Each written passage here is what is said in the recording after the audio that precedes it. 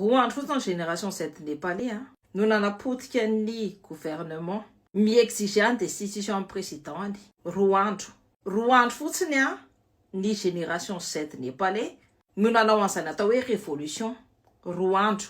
Tamin'ny voalohany fatahorany le vodobe eo ambony pouvoir izay mitseditra ny arenan'ny vahoaka, miseho mideradera be, miseho milay be pory amin'ny akanjo de marque, tomobile de marque, chance le fianana le mieboebe sy le miseho eraera be. Nefa ny eo ampita eo olona tsy ampy sakafo. Nefa koa le génération Z sarotra aminazy no miaina satria na sakafo raha tsy mitra any am-bavany.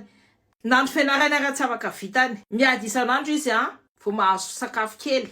Nefa ampitondra andro zareo manao izay daniny kibony. De mba nanao manifestation pacifique.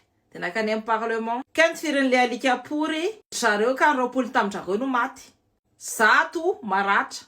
De nanomboka teo amin'izay tena tezitra be amin'izay zareo satria ny famiretan'olona sy ny fanaovana maniny olona de manome valiny à la hauteur ny fanaovana anazy.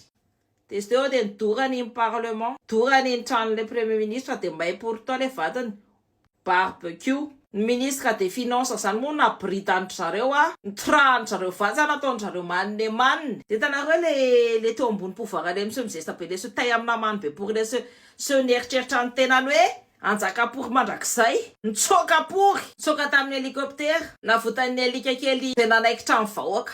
Engany mba reo lelenam-borasa pory rehetrarehetra reo amin'ny pouvoir reo inanemano pory daholo de tato duty ao Madagasikara zany. Nohon tsika mbola izy mitsangana mipetraka eo.